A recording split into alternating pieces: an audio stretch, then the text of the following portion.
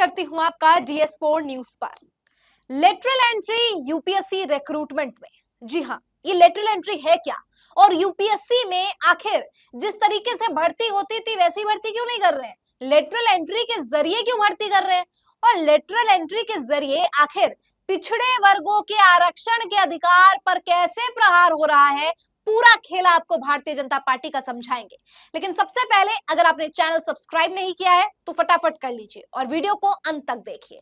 आपको बता दूं दोस्तों कि लेटरल एंट्री के जरिए यूपीएससी में आप बिना आरक्षण के प्रावधान के डायरेक्ट एंट्री और उच्च पद पर विराजमान हो सकते हैं। जो सेक्रेटरी का पोजीशन होता है वहां पर भी आप जो है आपकी भर्ती हो सकती है। लेकिन आपको पता है कि सरकारी परीक्षा हो, सरकारी भर्ती हो, सरकारी कुछ भी हो, आरक्षण का प्रावधान तो होता ही होता है। क्योंकि जिस प्रकार से पिछड़े दलितों ने, अल्पसंख्यकों ने जो अन्याय जुल्म सहे थे, उसके खिलाफ भीमराव अंबेडकर ने उनके अधिकारों के संरक्षण के तौर पर आरक्षण का प्रावधान दिया। लेकिन अब इस आरक्षण के प्रावधान को तार तार कर दे रही है भारतीय जनता पार्टी की एक नई नीति।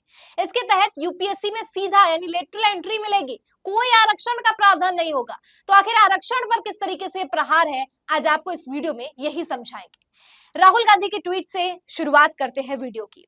राहुल गांधी लिखते हैं, नरेंद्र मोदी संघ लोक सेवा आयोग की जगह राष्ट्रीय स्वयं सेवक संघ के जरिए लोक सेवकों की भर्ती पर संविधान का हमला कर रहे हैं। केंद्र सरकार के विभिन्न मंत्रालयों में महत्वपूर्ण पदों पर लेटरल एंट्री के जरिए भर्ती कर खुलेआम एससी, एसटी और ओबीसी वर्ग का आरक्षण छीना जा रहा है।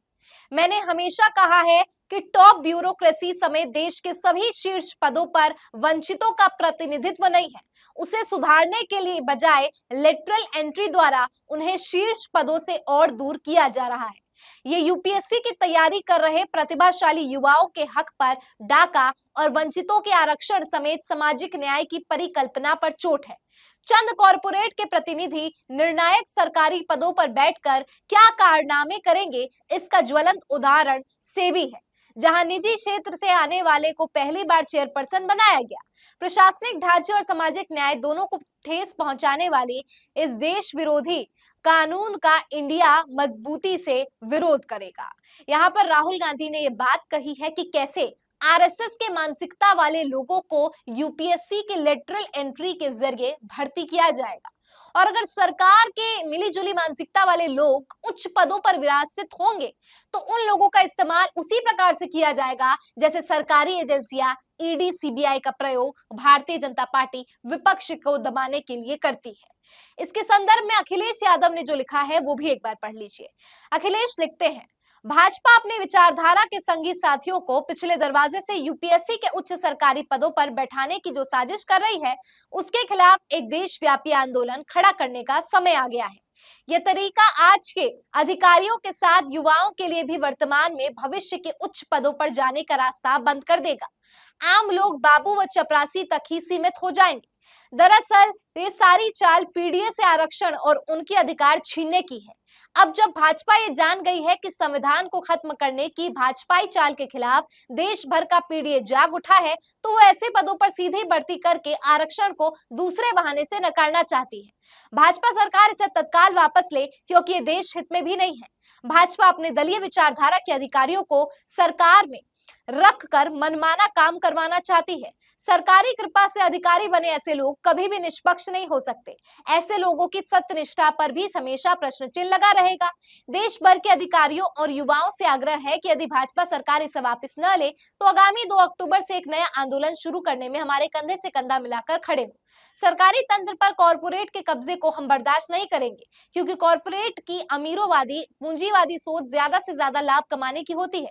ऐसी सोच दूसरे के शोषण पर निर्भर करती है, जबकि हमारी समाजवादी सोच गरीब, किसान, मजदूर, नौकरी पेशे, अपने छोटा मोटा काम, कारोबार, दुकान करने वाली आम जनता के पोषण और कल्याण की है।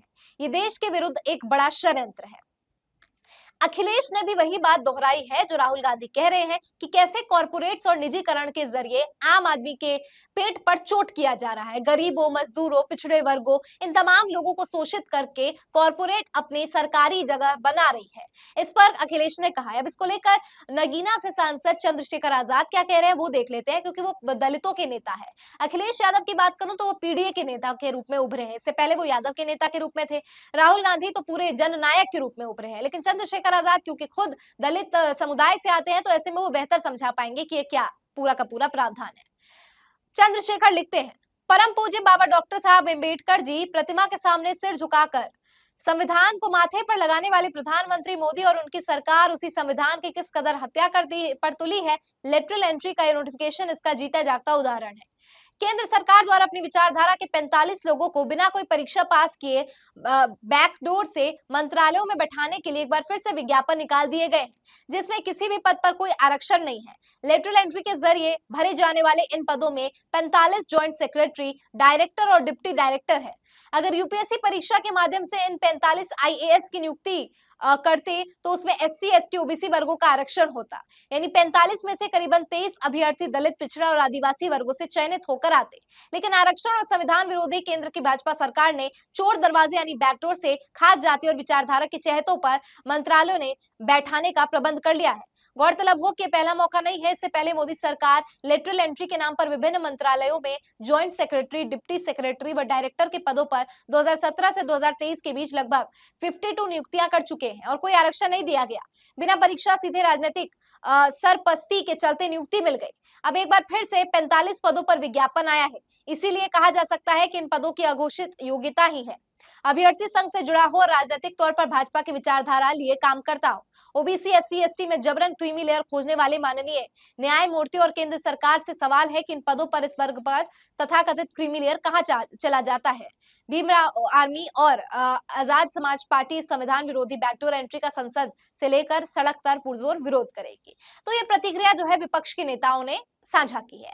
अब आपको बताती हूं कि लेटरल एंट्री के जरिए भारतीय जनता पार्टी कॉर्पोरेट की एंट्री तो करा ही रही है, आरएसएस की मानसिकता वाले लोगों की भी एंट्री करा रही है, ताकि अपने हिसाब से सरकारी एजेंसियों का जिस प्रकार से प्रयोग किया जाता है उसी प्रकार से इन चीजों का भी प्रयोग किया जा सके। लेकिन क्या अपने राजनीतिक महत्वाकांक्षाओं की पूर्ति के लिए आरक्षण को और पिछड़े वर्गों के अधिकारों को ताक पर रख देना, क्या भारतीय जनता पार्टी इससे भी समझौता करने से बाज नहीं आ रही? यानी अपनी महत्वाकांक्षाओं को इतना सर्वोपरि रखना कि अपनी महत्वाकांक्षा को पूरा करते करते आप आरक्षण का प्रावधान तक छीन ले, आप पिछड़े वर्गों से उनके अधिकारों तक का हनन कर ले, क्या आप शोषण तक करने तक के आमादा हो जाएंगे? ये तमाम प्रकार के सवाल है जो इस समय सबसे ज्यादा प्रचलित है। तो ऐसे में सवाल ये उठता है कि लेटरल एंट्री के माध्यम से आखिर क्यों पिछड़े वर्गों के अधिकार को छीनना चाहती है सरकार? क्या सरकार दलित विरोधी है? क्या सरकार पीडीए यानी पिछड़ा दलित अल्पसंख्यक विरोधी है? और दूसरी तरफ उत्तर प्रदेश में यही पीडीए पर जातीय समीकरण साधने के लिए ये योगी सरकार के खिलाफ हो जाती है, ये योगी सरकार पर सवाल खड़ा करती है। इनकी खुद की मानसिकता तो इस प्रकार की है जो पिछड़े वर्गों को बॉयकॉट करना चाहती है, अल्पसंख्यकों को उनके अधिकार से वंचित रखना चाहती है, और ये बात दूसरे उत्तर प्रदेश में पीडीए अलायंस की कर रही है। दोस्तों, अगर ये लेटरल एंट्री के जरिए जो भर्ती होने वाली है, ये जो पारित हो गया और ये कानून जो बना, ये जो कदम उठाया गया है, इसके खिलाफ 2 अक्टूबर से अखिलेश यादव और समाजवादी पार्टी विरोध भी दर्ज कराने वाली है। लेकिन दोस्तों, सबसे बड़ा सवाल मैं अंत में वीडियो के छोड़कर जाती हूँ कि अगर आप ऐसे लोगों को सत्ता में लाते हैं जो आपके ही अधिकारों को छीन ले, तो क्या वो सत्ता में रहने योग्य भी है? क्या आपको नहीं लगता कि आपने अपना मत का गलत प्रयोग करके सरकार को सत्ता में लाए हैं जो आपसे यानी पिछड़े वर्गों से आपके अधिकार को ही छीन ले? कमेंट करके जरूर बताइए। फिलहाल मुझे दीजिए इजाजत और देखते रहिए DS4 न्यूज। धन्यवाद।